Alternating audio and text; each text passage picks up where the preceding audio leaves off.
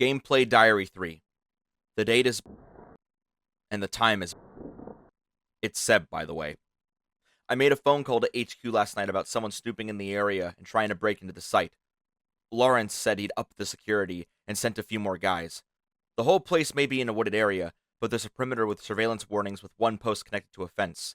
We made a friendly bargain with the rangers of this area to keep people off the site until our work here was done. There aren't actually any cameras. The signs are a deterrent. The doctor doesn't want to invest funds into any because he's worried it'll interfere with the anomaly. He also didn't presume anyone would make such a huge fucking deal out of it. And as far as I'm concerned, no one else knows my exact location except for the doctors and the on-site security, and they don't go out of their way to do shit like this. Maybe a burglar's interested in the shitty Frankenstein's monster of a Windows 95. I'm going to be paying more attention to my surroundings and maybe invest in pepper spray. The game picked up where I left off without needing to go through the menu. I heard something like that happen in a previous test. While going back through the footage, I noticed that there was a hole in the ceiling in the mirror level. Call it a hunch, but I'm going to see if there's something up there a meat hand can reach. Gotta grab the intestines first.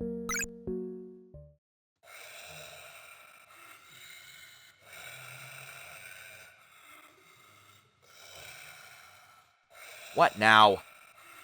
The music changed, but it's different. Sorry, I didn't even explain last time. Right before the Bat Demon lunged on screen to chase me, the music had slowed down to this ominous crawl, which climaxed in a scare chord. Here it sounds like raspy breathing. It's been about 5 seconds and nothing has jumped out at me yet, so I guess I'm in the clear for now. Damn it, not enough for a hand. There's only one other time I encountered dead enemies that I didn't kill myself, which also means they should have resources, right? They're all empty. Something isn't right here. The other boss is so far away. There aren't even any bats showing up either. I'm still going to check them regardless. They can't all be empty. I need to get that hand. Shit!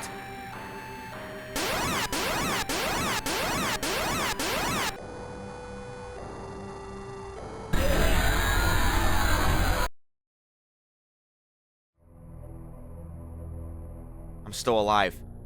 That fucker robbed me. Never thought I'd be happy to see one of these toothy assholes. Got my hand. Let's do this right.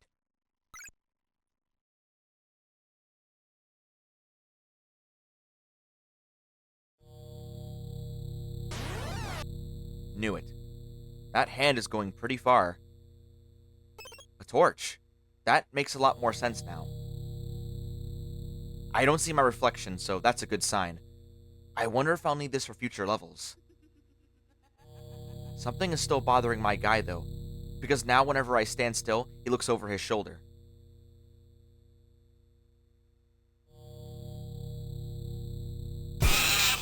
Don't like the light, huh? I know your tricks now. She's getting pissy with me, starting to alternate faster.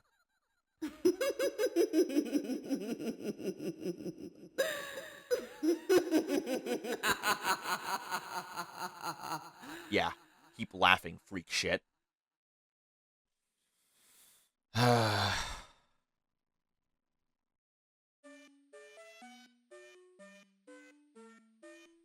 Looks like my torch is gone. Feels like this thing is lunging out at me. There's that childish music playing from the war scene again. It's almost equally unfitting for this mural? Mural was my gut reaction. I can't think of anything else to call it. The figure looks like something I'd encounter in a painting by Zdzislaw Beksinski, or maybe Francis Bacon. It's so garish compared to the last few pieces, yet something feels invasive of my privacy. All the harsh lines around the figure remind me of a broken window. Stained glass, maybe? On that subject, I guess I'll address the hide behind. Pardon my Midwestern slang.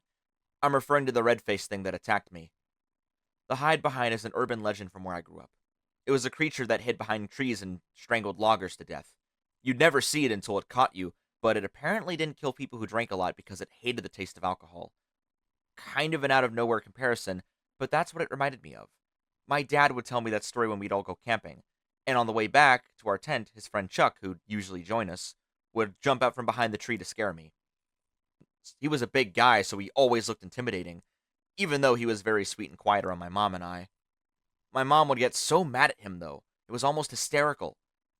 I always thought it was hypocritical for her to get angry since we'd also play the witch game in the bathroom. My mom was always kind of strange like that, though. And now that I'm reflecting on it, I think she just never really liked him. Yeah, I have started noticing some weird parallels from my own life with this game. I'm still under the impression real people could have made it. I mean, what else could? Aliens totally exist, but I don't think they waste their time with something as niche as this game for some kind of experiment. I'm not a spiritual person, but if there was a god that's anything like what we've written down, it probably wouldn't care about this. Are my personal thoughts really at this hunk of plastic's mercy? There's something else I've been meaning to address from how I could serve our research, but now's probably not the right time.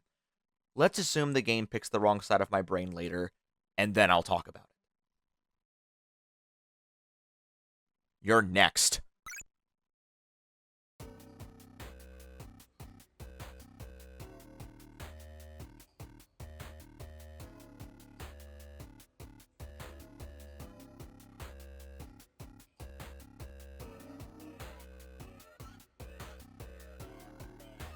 I hate being right.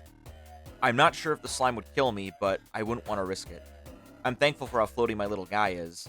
It makes controlling my movement in the air easier with these narrow platforms. Guess he doesn't see me. Dumb bastard. That green stuff on the floor slows you down when you walk over it.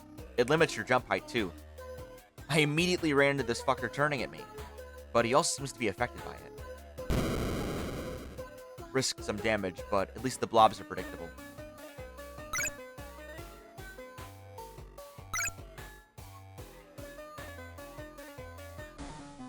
Fuck! Scared me. That knocked me out of my hubris. Nasty looking thing. I'm not gonna waste my resources fighting it. It also seems to turn around when the slime reaches the bricks rather than stalking me like the blobs do. Its head shape reminds me of something. I really don't like the implications of monsters that huge potentially living down here. That skull had to come from somewhere. I'm probably overthinking it. You know the drill. A blue meat hand? This ought to be upsetting. He knows exactly what's happening, and he does not want me to pull that lever. Despite being an enemy I hate dealing with, I can't help but feel worse that this is basically the only way he can beg for his life. Or at least the blobs are unaware.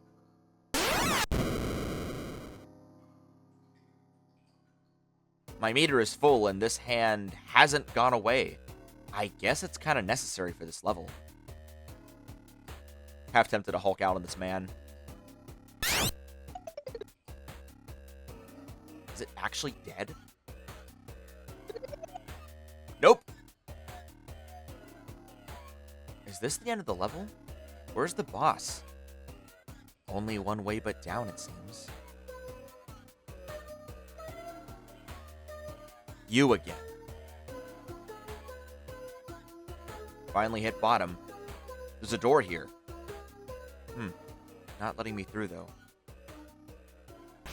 And that's our fucking cue.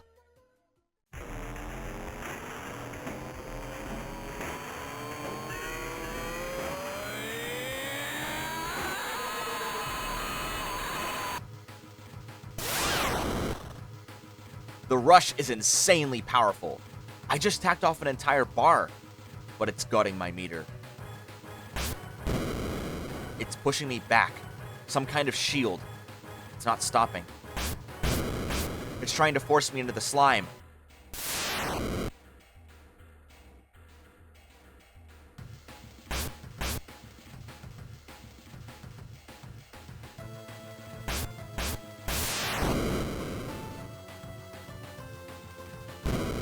Its shields are so fucking annoying. My meter is going to run out before I even get halfway through. Fuck, no. This is not a good fucking time. I have an idea, but I need my guy to snap out of it.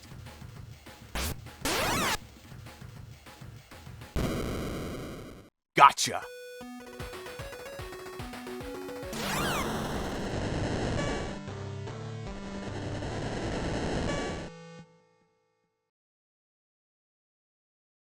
So much for stocking up.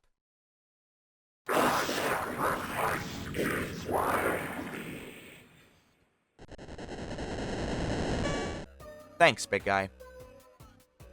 I don't really need the spear anyway. Another rune. Neat.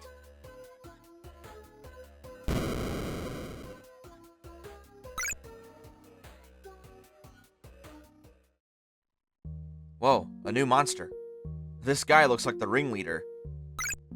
So that icon represents a 0.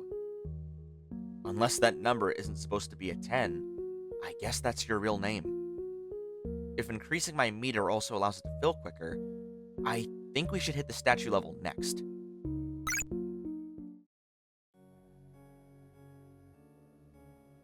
You know the rules, and so do I. Good one.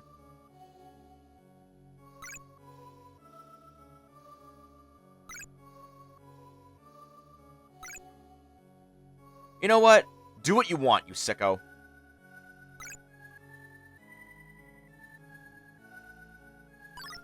I didn't do that.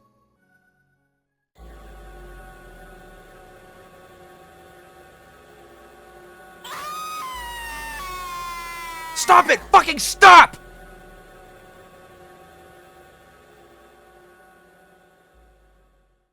You're awful.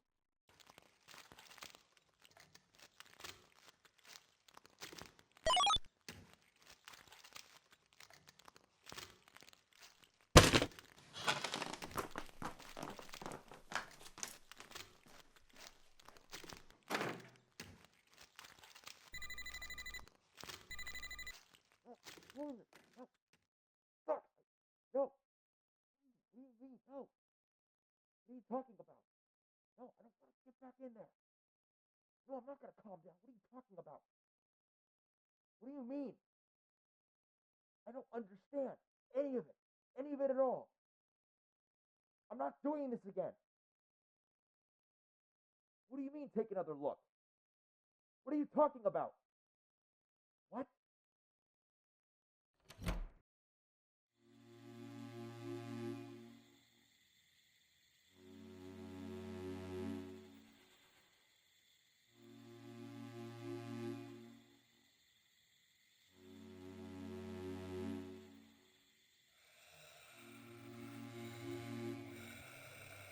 It can't be. No. No! No! No!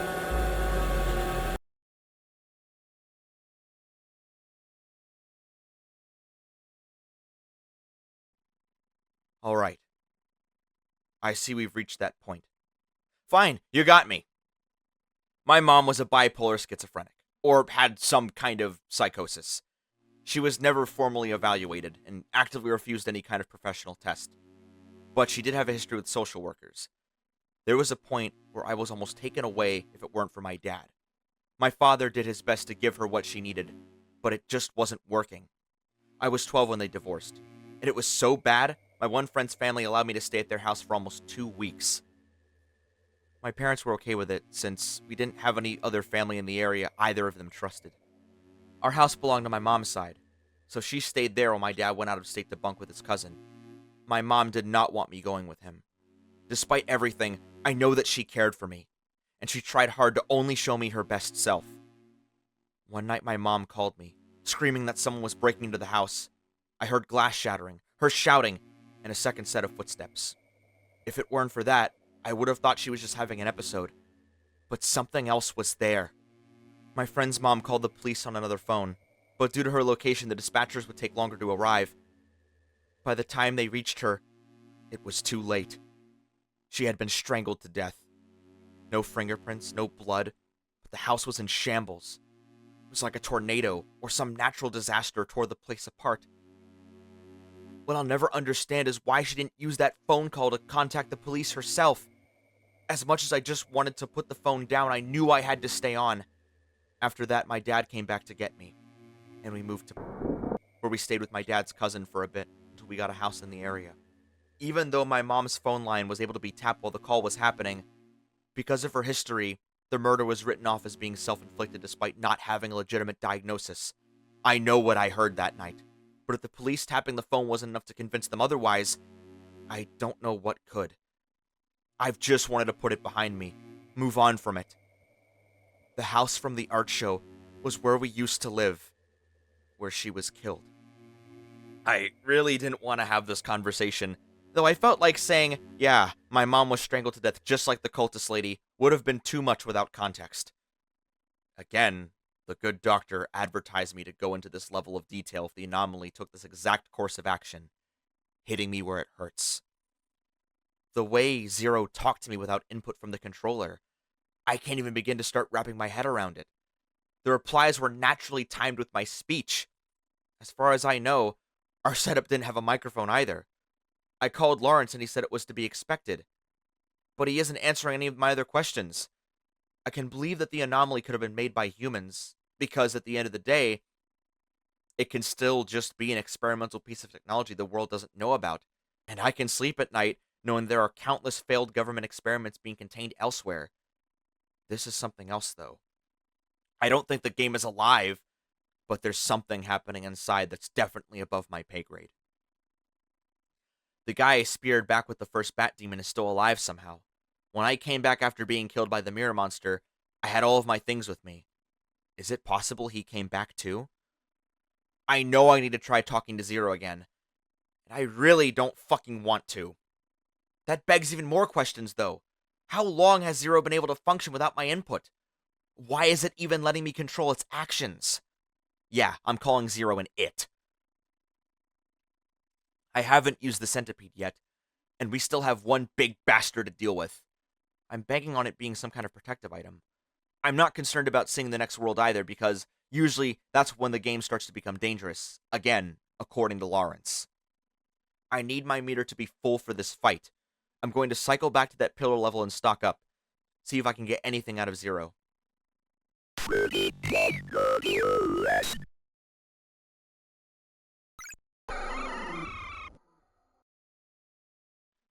Let's finish this so I can go back to sleep.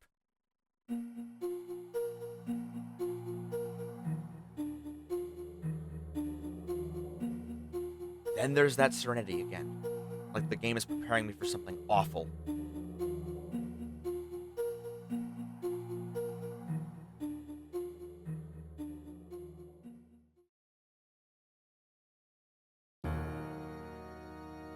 Let me guess. You're the Bat Baron. I am the Baron of Bats. What do you want anyway? Carrion of the wretched centipede, thou should have fallen to my underlings. That doesn't answer my question. This domain is mine to protect. The centipede only honors the suffering. Yeah, and you're doing a good job managing the pools of toxic shit and death traps. If thou turns thy allegiance to me, thy life will be spared. So you're gonna talk me to death. Huh. I actually have a choice here. Figures.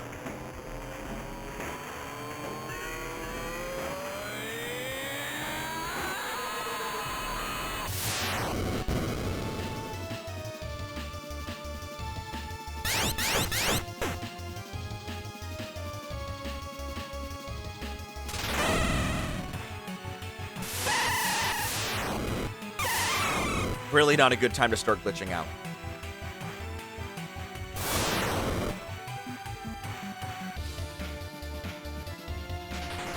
Shit, he's leeching my power. Honestly, I hope he kills you. Fighting you is pointless. But there's something familiar.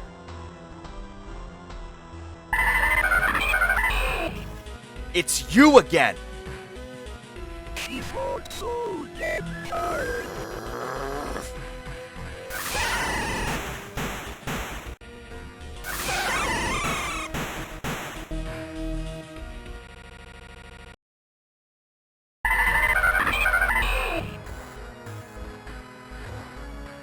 No fucking way! That was everything I had! What the fuck am I even supposed to do at this point? This piece of shit is actually going to get away with doing all that! I hate you! I hate you so fucking much!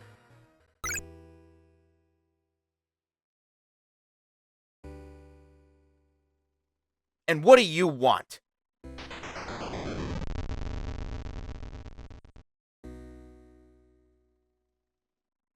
I thought you were dead. It's always been my fight. Give me one more chance to be your strength.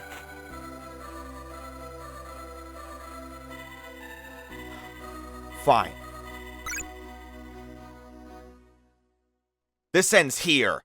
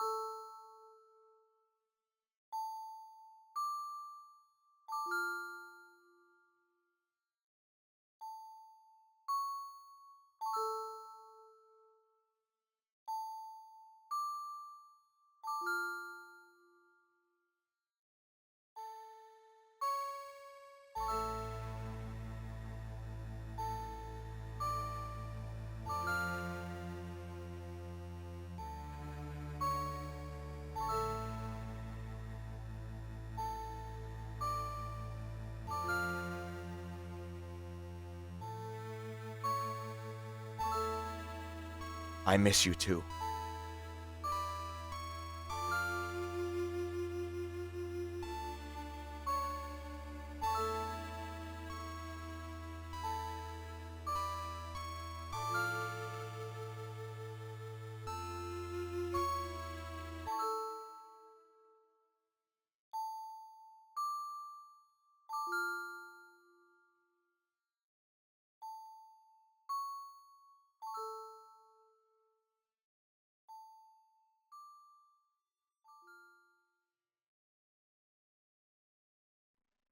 I really don't know what to say.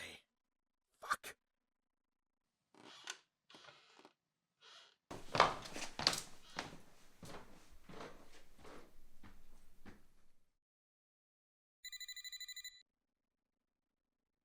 Hey, L. It's me. Z? Oh, he's out. Okay. Yeah, it's me. I mean, the game didn't try to kill me. Other than that. What? I need you to run that by me one more time. No, fuck that. I'm done. I don't care how much. I can't do this anymore. I did what you asked. I played through the game, and I didn't die. My contributions end here.